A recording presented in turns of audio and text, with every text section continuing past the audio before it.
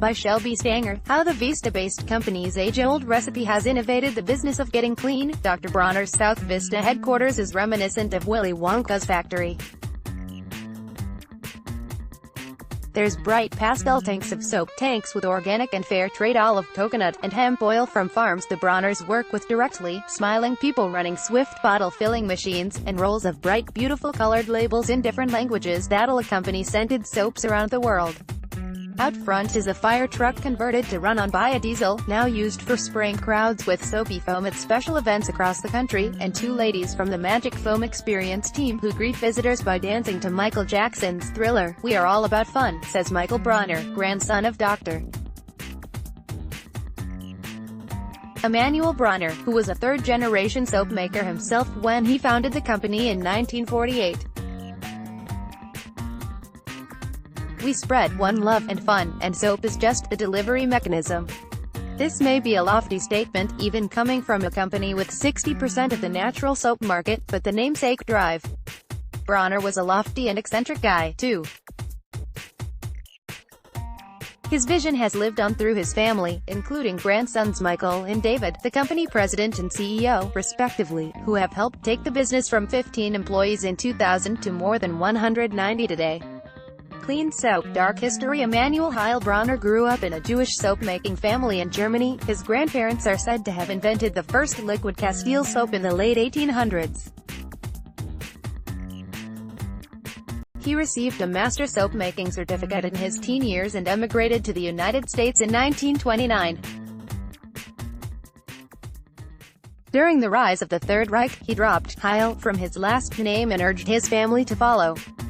Underestimating the threat, his parents stayed, and were deported and later killed at Auschwitz and the Theresienstadt. In the early 1940s, Emanuel received a letter from his father in which all the words were blacked out except for one line, "You were right." The pain of losing his family and the conviction that the world had to change led Emanuel to begin preaching his theories about achieving unity regardless of racial, ethnic, or gender divides. He added "Doctor" to his name, and with his thick German accent and vast experience advising soap and chemical manufacturers, no one contested it. Preaching on a soapbox drive. Bronner started preaching by literally standing on a soapbox, lecturing to anyone who would listen about his moral ABC tenets, showing that we are all one from the same God, and should work hard and give back to the earth. Every lecture ended with "We are all one or none." He first preached on the steps of the University of Chicago, attempting to break down ethnic barriers that he feared would result in nuclear holocaust. In 1945 he was involuntarily committed in a state mental hospital and given shock treatments, an experience so scarring that, decades later, he would blame it for causing his blindness. Dr. Bronner's caps its executive salaries at 5x that of the company's lowest-paid worker. The average American CEO makes 276x more than their lowest-paid worker.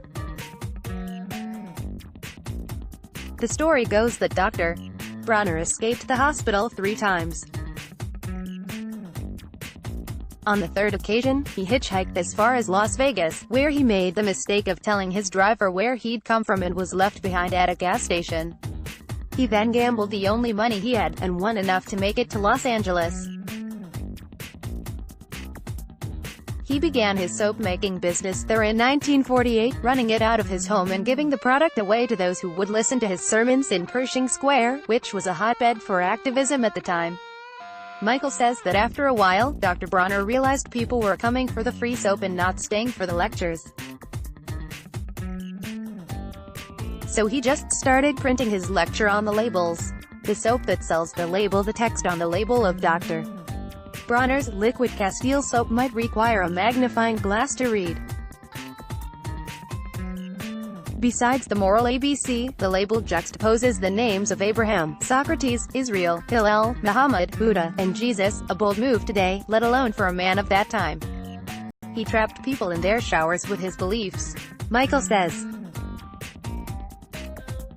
Many love the liquid soap's minty smell, or found its multiple uses. There are 18 of them printed on the bottle, from preventing insect bites and washing vegetables to substituting for toothpaste, especially helpful during camping trips.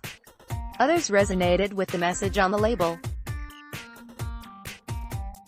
Dr. Bronner was so passionate about this that he sent his 3 children, 2 of which would later work for the company, to foster homes while they were growing up, so he could focus on spreading his message.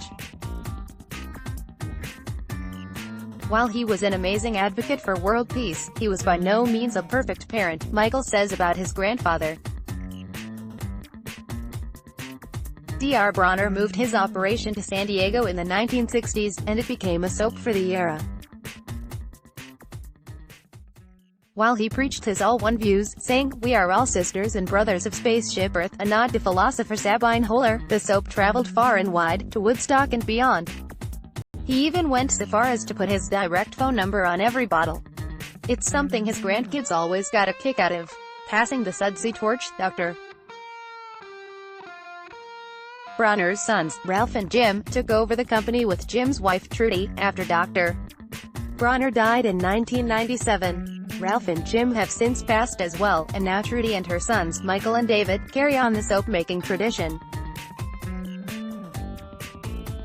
The soap went viral before the internet. Michael recalls that some of his earliest memories are of watching his grandfather, surrounded by red rotary phones, talking to individual customers who would call in.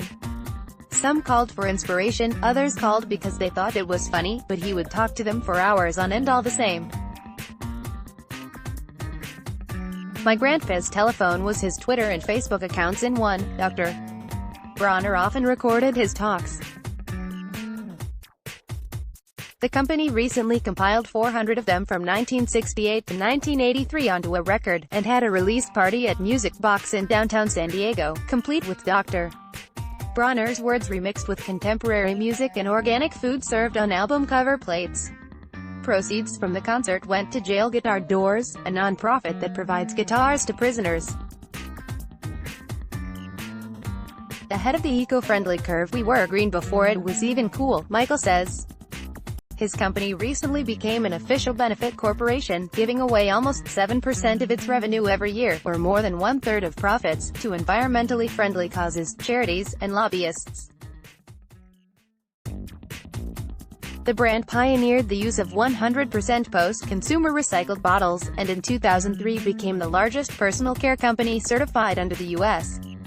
Department of Agriculture's National Organic Program. They went even further in 2007, becoming Fair Trade certified. Just because you're organic doesn't mean your supply chain is paid well or treated well, so we wanted to change that, Michael says. The company has also put millions of dollars toward GMO labeling legislation, caps their own executive salary at only 5 times that of the lowest paid worker, and is still fighting for an increase to the minimum wage. A bottle of Dr. Bronner's soap is sold every 2.4 seconds, based on 2015 sales. Dr. Bronner's works with hundreds of charities around the county. They sponsor the Moonlight Amphitheater in Vista, the Escondido Children's Museum, and the Boys and Girls Club, and they bring their fire truck to foam people at mud runs, schools, and festivals all over Southern California.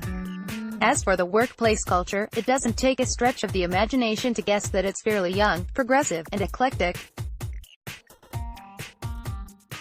Around half the employees are Mexican, free lunches are catered by the plant-based restaurant Café Gratitude every week, and they proudly boast the biggest costume department of any soap company in the world. The magic recipe: the soap itself hasn't changed much. Michael says it's roughly the same recipe his ancestors developed in the 1880s by reacting coconut or olive oil with alkali. While you can make soap from any oil, we use coconut oil for its copious lather, olive for its soft and smooth lather, and hemp and jojoba for the soft afterfeel, Michael explains, adding that their liquid soaps are more concentrated than any other on the market. Mainstream but still offbeat, the company really started to take off when the grandsons got more involved, and in the early aughts when Trader Joe's bought into the line. They also started distributing internationally, and later to stores like Urban Outfitters, Costco, and Target, putting them on the map not just for the hippie coast, but mainstream America. The company more than doubled its revenue in 5 years, going from $42.3 million in 2011 to $103.1 million in 2016. Dr. Bronners is about more than just soap these days. They kept up with the coconut oil trend starting in 2012. At the same time, celebrities like Jennifer Aniston and Dr. Oz were promoting it. And although you can actually brush your teeth with their classic soap, the company recently released its own toothpaste, with the tagline, "Brushing your teeth with Dr. Bronners." Just got a whole lot